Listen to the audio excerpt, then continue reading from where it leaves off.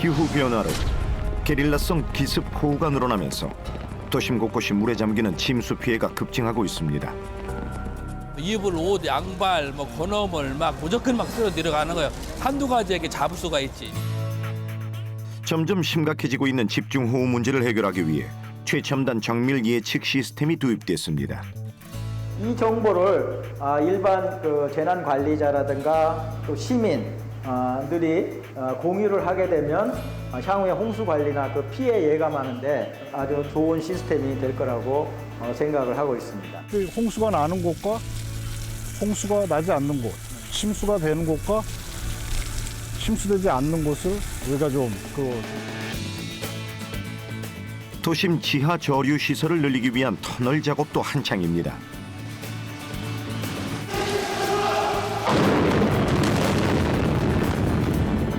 홍수 피해 지역을 정확하게 파악하기 위해 비바람을 뚫고 날아다니는 특수 드론에 물에 들어가 수질, 수량을 측정하는 드론까지 수재의 관리를 위한 최첨단 미래 기술을 만나봅니다.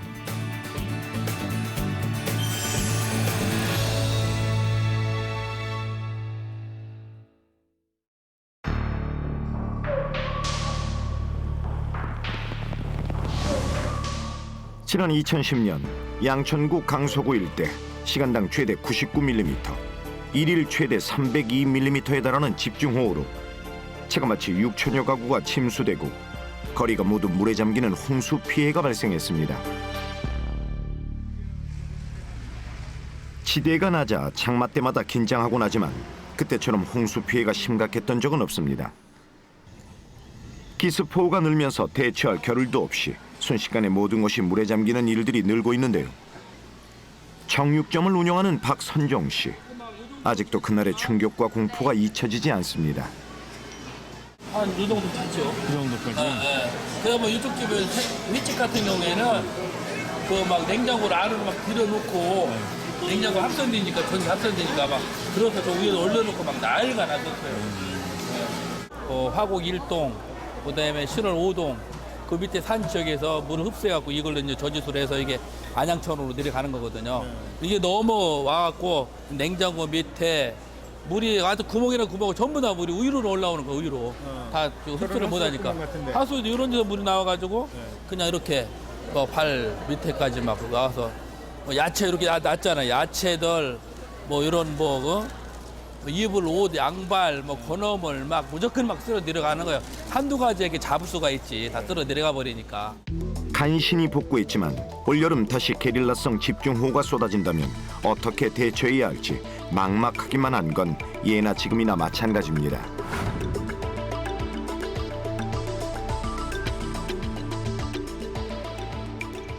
빗물을 일시적으로 모아두었다가 바깥 수위가 낮아진 후에 방류하는 시설을 저류시설이라고 하는데요.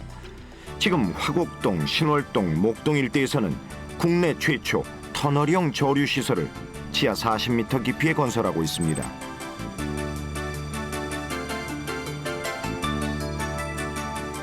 이 터널의 직경은 7.5m로 자그마치 18만 톤의 빗물을 저장할 수 있는데요. 이 정도 규모면 시간당 100mm의 폭우에도 도로나 건물에 침수 없이 견딜 수 있는 규모입니다.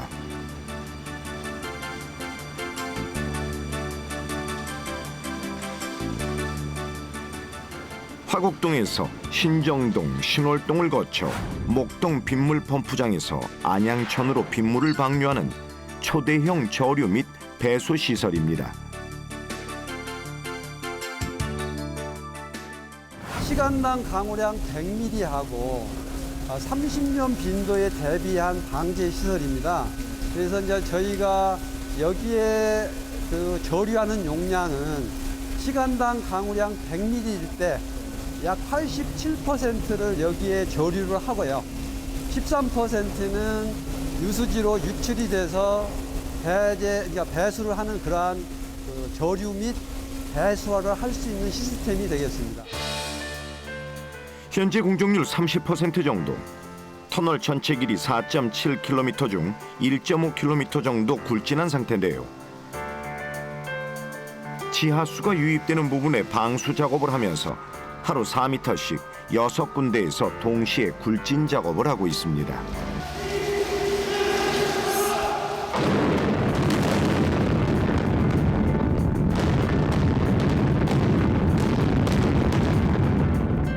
(2017년) 이 터널이 완공되면 강서구 양천구 일대 침수 문제는 해결될 것으로 보입니다.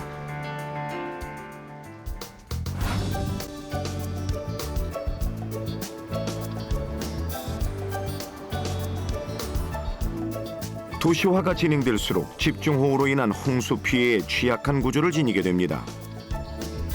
도시의 바닥 구조 중 70%는 물을 거의 흡수하지 않는 불투성 소재로 되어 있기 때문인데요. 도시의 홍수 피해를 줄이기 위해 물을 흡수할 수 있는 투수성 소재에 대한 연구가 계속되고 있습니다. 우리나라는 세계에서 유래를 찾아보기 힘들 정도로 도시의 인구가 집중되어 있습니다. 따라서 게릴라성 집중호우에 더욱 취약할 수밖에 없습니다. 현재 우수광고라든가 하천의 기능은, 그다음에 그 용량은 이미 기후변화에 따른 홍수량을 감당할 그 정도를 감당할 수 없을 정도가 됐습니다. 내리는 빗물과 우수를 그린 인프라 및 저영향 개발 기술로 관리함으로 인해 가지고 실질적으로 현재 그 홍수 저감 효과, 그다음에 도시 지역의 작은 침수 저감 효과를 볼 수 있겠습니다. 지금 도시의 표면은 대부분 불투성 소재로 되어 있어 비가 내리면 바로 하수도로 들어가고 용량을 초과할 경우 침수됩니다. 그런데 투수성 소재를 사용하면 빗물을 흡수해 땅 아래로 내려보내기 때문에 침수 피해를 줄일 수 있습니다.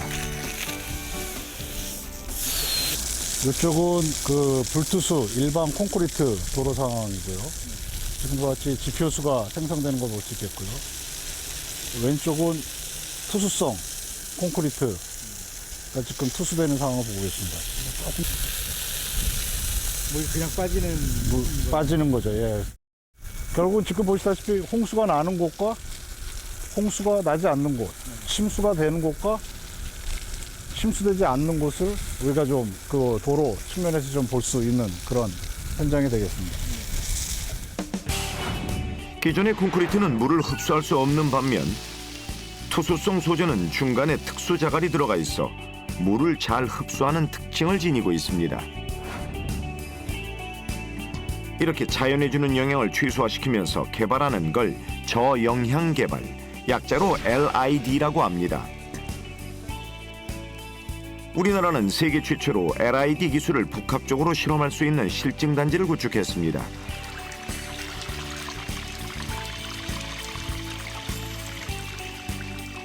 이곳에는 건축형, 도로형, 옥상 정원형 등 다양한 실증 시설이 구축되어 있는데요. 독특한 형태의 빗물 체인을 통해 물방울들이 만들어지고 이 물방울의 공기로 빗물을 1차적으로 정화시킬 수 있습니다. 화단을 통해서 2차 침투된 물이 정제가 된 다음에 그 다음에 요 그 집수정으로 모이게 되고요.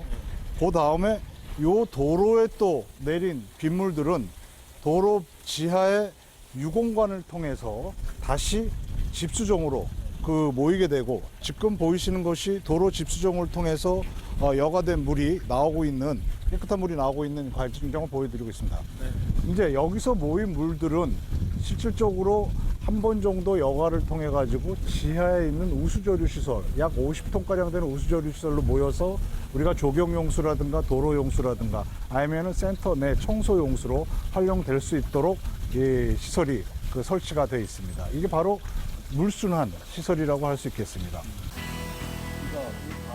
이러한 LID 기술이 도시 전체에 적용될 경우 도시 표면에서 밖으로 내뿜는 빗물의 양이 70에서 80%가량 줄어들 전망입니다.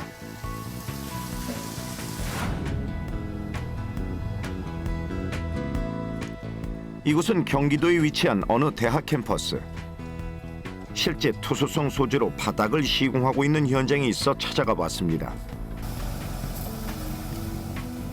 투수성 소재는 중간중간 물을 흡수하는 공국을 지니고 있어 무거운 차량이 지나갈 경우 바닥 처짐 현상이 일어날 수 있습니다.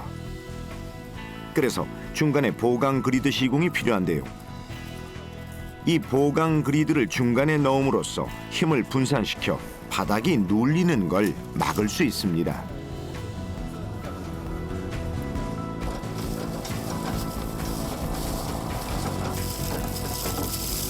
네 군데 위치에 봉타입의 내지는 정사면체의 기둥이 존재하고요. 네 변의 리브가 존재합니다. 그래서 상부에 쇠석골재를 여기다 부었을 때 이 부분에 하중을 가하게 되면 우리가 점성토 같은 뻘층에 발을 눌렀을 때 옆으로 팽창하는 힘이 발생하게 되죠. 하지만 이 보강 그리드 구조는 이 봉과 네 개의 리브가 이 옆으로 팽창하는 그 과정을 구속하게 됩니다. 그래서 하부의 상부에서 포장 하중이 교통 하중이 가해졌을 때 횡방향으로 밀려나가는 것을 요 리버와 요 네 개의 봉이 잡아주게 되는 원리죠.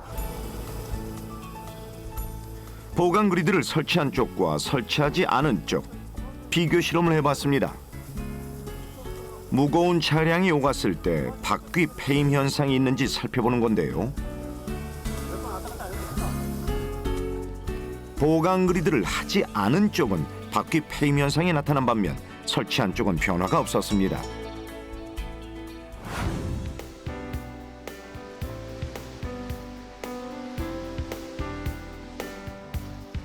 이런 투수성 소재로 하천 옆에 시민들 산책로를 조성한 곳도 있었습니다. 마침 비가 오고 있었는데요. 투수는 여전히 유지가 잘 되고 있고요. 2014년도에도 범람을 두어 차례 했었습니다. 고수부지 전체를 흙탕물로 덮었었고요. 그 부분이 씻겨 나가고 난 뒤에도 여전히 투수가 잘 되고 있습니다. 그리고 또 하나는 크랙이 거의 없습니다. 크랙이 거의 없고 투수성도 그렇고 그다음에 약간 소프트하다는 느낌을 주는 부분 때문에 시민들이 산책을 하다가 문의가 굉장히 많았던 걸로 알고 있습니다. 비가 많이 오면 범람됩니다. 저번에 작년 겨울 때 허리까지 두 허리까지 올라오고 이랬거든요. 소나기 많이 올 때. 아, 요건 안 보이예. 저 아래는 보이는데 저 아래. 비가 오고 있는데도 빗물이 모두 투수되어 표면에 고여 있지 않았습니다.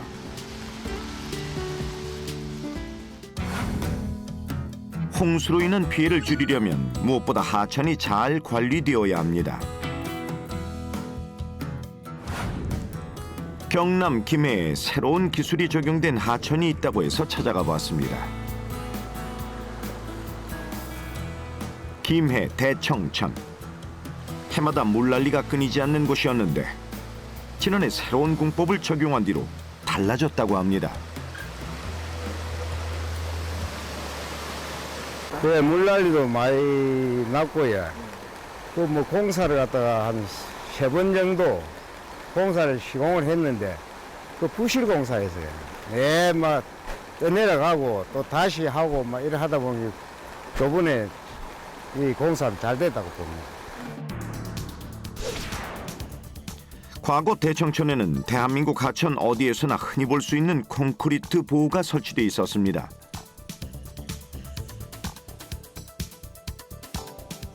그런데 콘크리트 대신 식물성 폴리우레탄으로 보호를 만들고 나자 다양한 식물들이 무성하게 피어나고 물고기와 새들이 돌아오는 하천으로 변했습니다. 어떻게 이런 일이 일어날 수 있었을까요? 여기 구조물이 보이시지만 구조물 상단을 넘어와서 물이 치게 됩니다. 그러면 여기 평탄한 부분은 이제 바닥보호공이라고 하는데 이 바닥보호공까지는 안전해요. 근데 이 밑에 끝단부, 지금 돌이 박혀 있는 이 부분이 물이 넘쳐가면서 물이 그냥 넘쳐가는 것이 아니라 물이 반대적으로 밑을 쇄골하게 되는 것이죠. 그래서 쇄골하게 되면 이 구조체 밑에 하부에 이제 그 구멍이 뻥 뚫리는 그런 현상이 발생되고 그로 인해서 이 구조물의 안전성에 영향을 미치게 되는 겁니다. 기존의 콘크리트 보는 떨어지는 물이 일으키는 소용돌이로 보호 아래가 훼손돼 안전에 문제가 있었습니다.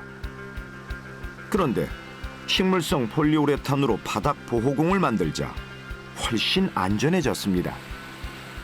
식물성 폴리우레탄은 접착 소재입니다. 그래서 이렇게 강하게 이제 붙여놓게 되면은요, 이 사이에 홍수 시에는 이 입자들 사이에 와서 토사가 퇴적이 되게 됩니다. 토사가 퇴적이 되고 결국은 이 위에서 이제 식물이 자랄 수 있는 그런 형상이 되는 것이죠. 또한 이와 뿐만 아니라 이 다공질 구조를 가지고 있기 때문에 물이 흘러갈 때 여기를 통과하는 물은 유속을 저감시키게 됩니다. 즉 유수 에너지를 저감시키는 그 기능을 가지고 있습니다. 실제적으로 현장에 적용된 그 상황을 보시면 저런 상태, 이 틈 사이에서 식물이 자라서 저렇게 식물이 자랄 수 있는 것과 더불어서 물이 이곳을 지나갈 때는 결국은 표면이 거칠기 때문에 폭기 현상을 일으키게 됩니다. 폭기 현상을 일으켜서 수질을 정화하는 그런 기능을 가지고 있습니다. 우리나라 하천에는 약 3만 4천여 개의 보가 있습니다. 홍수가 날 때마다 보가 유실되고 떠내려가 2차 피해를 일으키곤 하는데요. 식물성 폴리우레탄 공법이 적용되면 안전할 뿐만 아니라 자연이 살아 숨쉬는 하천으로 다시 태어날 것입니다.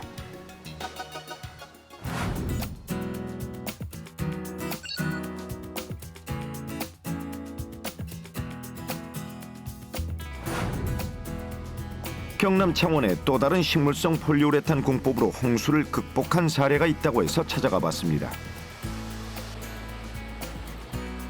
하천 옆 비탈이 흘러내리지 않도록 시공하는 것을 호안이라고 하는데요.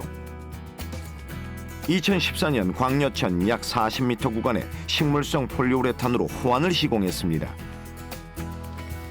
2년이 지난 지금 시공한 호안이 잘 보이지 않을 만큼 많은 식물들이 자라나 있었고 다양한 동물들이 서식하고 있었습니다.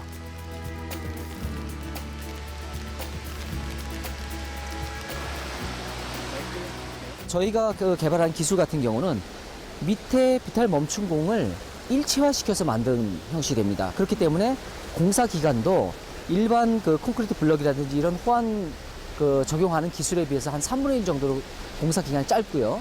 또한 상당히 한 3분의 1 정도, 30% 정도로 경제적으로 나타나고 있습니다. 일체형으로 만든 이러한 기술들은 홍수에도 상당히 튼튼합니다. 그래서 2014년도에 이 광여천에 150년 빈도의 큰 홍수가 왔습니다. 그때에도 다른 호안 공법들은 훼손되거나 떠내려갔음에도 불구하고 이 기술은 굉장히 튼튼하게 지탱을 하고 있고 식물들도 자라서 굉장히 생태적으로 양호한 그런 하천을 조성하고 있습니다. 바로 이 다리 아래까지 물이 차는 큰 홍수가 있었습니다. 150년 빈도의 큰 홍수에 마을 전체가 물난리를 겪었는데요. 식물성 폴리우레탄으로 시공한 호안은 극심한 물난리 속에서도 전혀 유실되지 않았습니다. 그에 비해 다른 구간들은 호안이 다 무너지고 떠내려가서 다시 시공해야 했는데요. 아직도 여기저기 호안의 돌들이 유실된 흔적들을 찾을 수 있었습니다.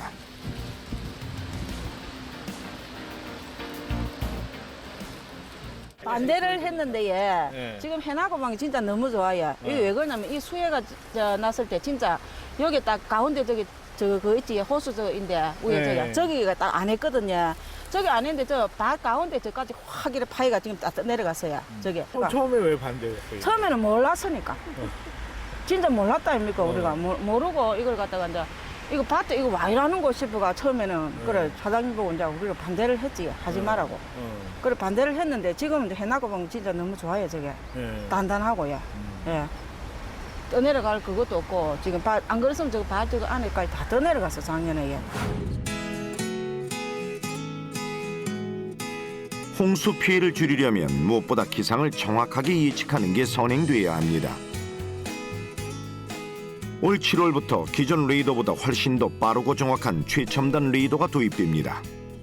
실시간 기상 정보를 누구나 스마트폰 앱으로 확인할 수도 있습니다. 특히 게릴라성 집중호우를 예측하는 데 가장 적절한 레이더란 평을 듣고 있습니다.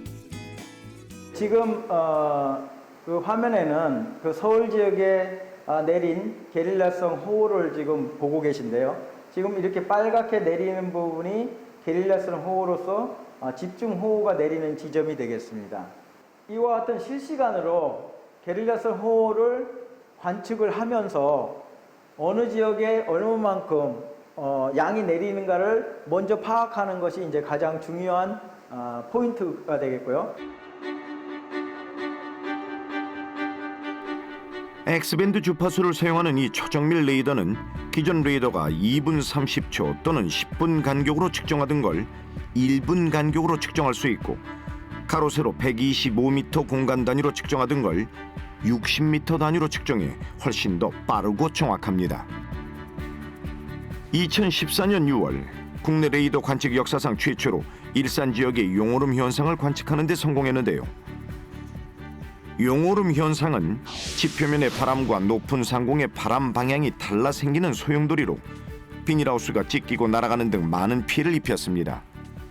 여기가 이제 홍익대 지점인데요. 홍익대 여기 그 홍대역 전철역이 그 침수된 경험이 있습니다. 이 지역이 지금 홍대 지역에 정체되면서 비가 내리고 있는 상황을 보여주고 있습니다. 그래서 이런 정체가 어느 지역이 되고 있는지, 그러면 이 비가 내릴 때 이 비가 내리는 지역이 배수가 뭐 불량하다든가 아니면 또 이제 저지대가 있다든가, 그럴 경우에는 사전에 미리 그 경보를 내린다든가 그 상황을 미리 대처를 할 수가 있겠습니다. 2014년 게릴라성 호우로 홍대 전철역이 침수됐습니다. 영내 일부 지역이 폐쇄되는 등 많은 시민들이 불편을 겪어야 했는데요.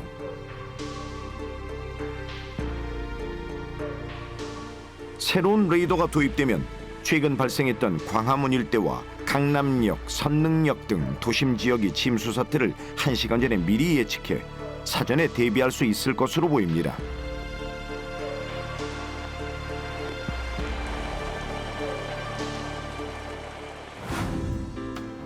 홍수 피해를 신속하고 정확하게 파악하기 위한 드론 기술도 개발되고 있습니다. 송수신, 영상 송수신이지. 지금 이게 영상 송출부고요. 육지하고 물하고 구분하는데 가장 적합하고요. 물은 파장을 흡수해서 좀 검은색으로 나오고 육지는 약간 하얀색으로 나와서 경계면을 명확히 알 수가 있죠. 일반 드론은 비가 오면 사용을 못합니다. 방수가 되지 않아 고장이 나기 때문인데요. 홍수 피해를 촬영하는 이 특수 드론은 비바람이 불어도 끄떡없는 내구성을 지니고 있습니다. 실제 살수차를 동원해 물을 뿌려보았는데요. 물이 쏟아지는 가운데서도 흔들리지 않는 건 물론이고 물의 깊이를 쉽게 파악할 수 있도록 흑백 화면으로 주변 지역 영상을 보내주었습니다.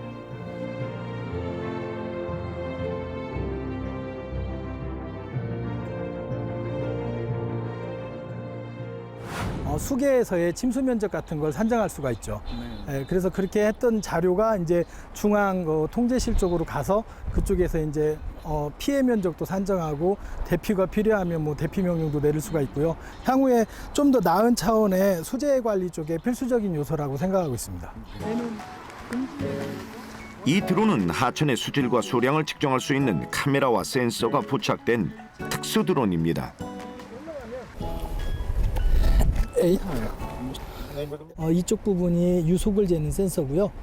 이쪽 부분이 이제 제가 탁도를 잴 때 쓸 수 있고, 그다음에 이제 디오나 클로로필, 이쪽에 이제 온습도 센서. 그래서 향후에 이제 개발 목적이 얘가 이제 수중의 수심별 측정까지 될 수 있게 지금 이제 현재 개발되고 있어서 아마 내년쯤에는 바닥에 있는 수질뿐만 아니라 그 수심별 이제 그 수질 모니터링까지 될 수 있게 현재 개발되고 있는 상태입니다.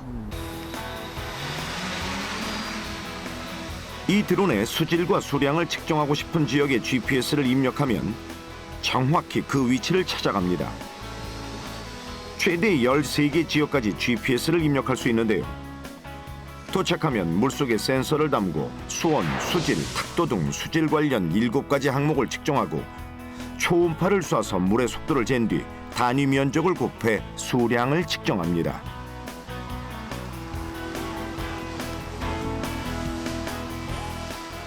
드론은 새틀라이트하고 그 다음에 레이더하고 같이 묶여서 쉽게 우리가 그 미리 기상을 예측을 하고 그 기상 예측된 기상을 물 관리에 적응함으로써 미리 선제적으로 대응을 하고 홍수가 올 경우에도 미리 댐 운영을 하는 데 있어서 큰 도움을 줌으로써 좀 더 댐 운영을 제대로 해서 홍수를 미리 예방할 수 있는 역할도 충분하리라 이렇게 생각이 듭니다.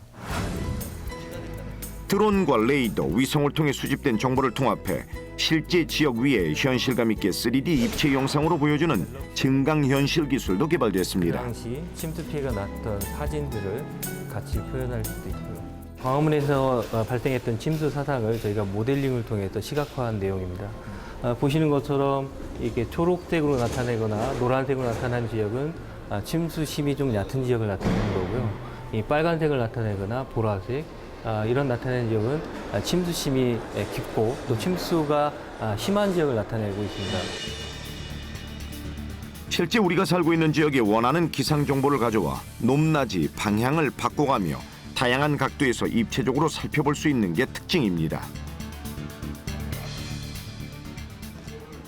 선진국 같은 경우에는 이제 2차원 정보 내지는 3차원 정보를 가지고 시각화를 시키는 시스템들은 있습니다. 하지만 이제 저희가 개발하고 있는 어떤 증강현실을 기반으로 한 시스템은 현재 저희가 처음으로 시도하고 있는 기술이고, 특히 사물 인터넷 등과 연계한 그런 시스템으로 저희가 확대 개발을 할 예정이기 때문에 선진국에 비해서 굉장히 앞서 있는 기술이라고 보실 수 있겠습니다. 이러한 최첨단 증강현실 시스템은 폭우가 쏟아져 하천의 물이 갑자기 불어났을 때 댐의 수문을 열지 닫을지 결정을 하는 데 있어 보다 정확하고 도움이 되는 정보를 제공해 줄 수 있습니다.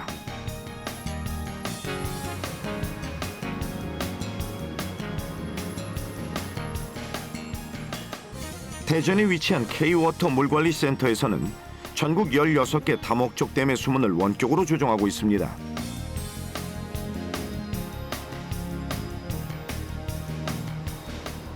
전국에 산재된 이러한 댐과 다기능보 등을 CCTV 그리고 실시간 자료 취득을 통해 모니터링을 하고 있습니다. 지금 위에 보시는 자료가 전국에 산재된 16개 다목적 댐의 실시간 수문 자료 현황을 이곳에서 물관리센터 운영자들이 모니터링을 하고 물관리에 활용을 하고 있습니다. 저희는 매 1분 간격으로 현장으로부터 데이터를 취득하고 이 데이터들을 통해서 현재 댐의 강우, 수위, 유량 등의 수문 상황을 모니터링을 하고 있습니다.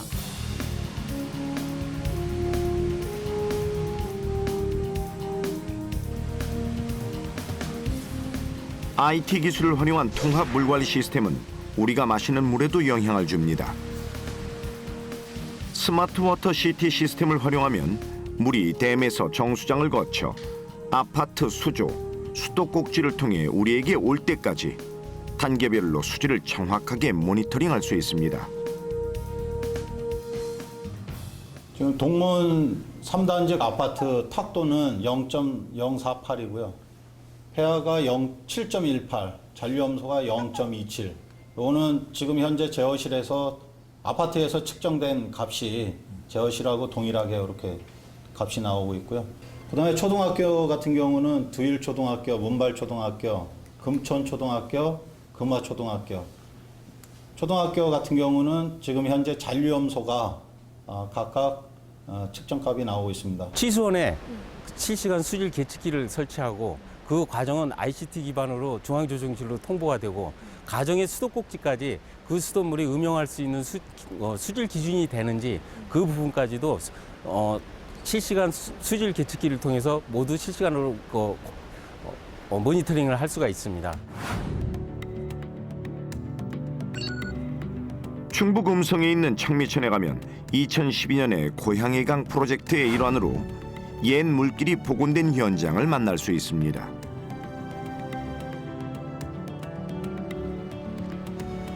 그곳에서 옛 물길 복원 전과 후 생태가 어떻게 달라졌는지 점검하고 있는 연구원들을 만날 수 있었습니다.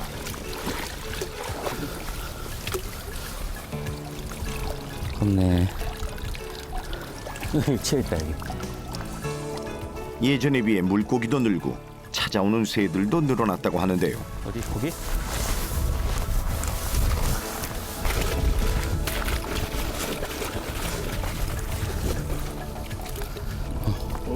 나왔다 두 마리. 가끔씩 나오는 것 같아요. 누치라고요. 좀 큰 이렇게 큰 대규모의 구화도가 복원이 되면서 좀 더 다양하고 넓은 그런 그 산란처의 환경이 조성이 됐다고 생각이 되고요. 예전보다는 그래서 더 이 어류의 증식이라든지 이런 쪽에 더 유리한 환경을 제공하고 있을 거라고 생각됩니다. 수재해를 줄이기 위한 옛 물길 복원 사업은 아니었지만 물길이 하나에서 둘로 늘어나고 제방의 위치가 바뀌면서 주변 침수 지역이 물에 더 이상 잠기지 않게 됐습니다. 지금의 하수 시설로 도시에서 기습보호를 감당할 수 없듯 어쩌면 지금 우리 하천도 건강한 생태 규모를 더 확대해야만 언제 닥칠지 모르는 수재해를 이겨낼 수 있을지도 모릅니다. 이 지역 토박이인 장용석 씨. 청미천이 달라지면서 옛 모습이 되살아나 어린 시절 추억이 떠오르곤 합니다. 지금도 고기는 많이 생겼어요. 옛날에 많았던 그때 빼고는 지금도 많이 생긴 거지. 그 전에 뭐 오염되기 전에 그때는 원래 고기가 맑았고 뭐 모래모지 같은 거는 갈퀴로 이렇게 긁으면 나오면은 그래서 어렸을 때 그 정도로 해서 많이 잡아서 먹었지. 이번에 하천으로 복원된 지역은 과거 수박밭이었는데요. 다시 물길로 복원되면서 철새가 떼를 지어오는 등 생태계가 되살아나고 있습니다. 예전에는 여기가 농경지였기 때문에 여기 살 수 있는 생물들이 매우 제한돼 있었어요. 근데 여기가 이제 새롭게 물길과 홍수도로 복원이 되면서 이곳에 살 수 있는 생물종이 많이 늘었는데요. 특히 주목할 생물들이 새입니다. 여기가 이렇게 물길이 복원되면서 외가리, 중대백로, 이런 천둥오리 같은 수조류가 많이 늘어났습니다. 근데 이런 수조류들은 대체로 먹이사슬 해서 최상위 소비자였거든요. 그래서 이 최상위 소비자가 많이 보인다는 것은 그 먹이사슬 아래쪽에 있는 어류라든지 수소곤충이라든지 식물들도 충분하게 이곳에 정착을 하고 앞으로 할 것이라는 것을 이렇게 보여주는 거거든요. 결과적으로 보면 이런 수조류가 늘어난 것을 우리가 보면 이곳의 생태계가 앞으로 건강한 먹이사슬 구조를 갖게 될 것이라고 기대를 하고 있습니다. 하천 공간을 확대함으로써 홍수시나 그리고 또는 어떤 게릴라성 돌발 기후 변화 시에도 그만큼 저류 공간이 확보가 되겠죠. 지금 현재 청미천 구화도 복원이 생태계 조성 위주의 하천 사업이기 때문에 저류지 효과가 크진 않겠지만 그 외 목적성에 따라서 다양하게 천변저류지라든지 다양한 저류 효과를 기대할 수 있는 하천 조성 사업으로 유도될 수 있을 거라고 판단이 되고요. 기본적으로 갈수시라든지 가뭄시에도 이 확보된 하천 공간 내에 지하 수위를 확보할 수 있는 그 효과를 증대시킬 수 있을 거라고 저희는 판단하고 있습니다. 기후 변화로 인한 기습 보호의 위험 속에서 인간과 자연이 평화롭게 공존하는 길. 우리는 이제 그 길을 만들어 가야 합니다.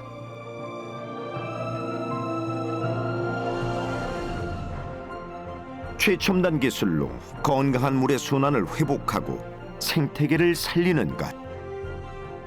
그것이 바로 우리가 할 수 있는 최고의 수재해 예방 대책이 되어줄 것입니다.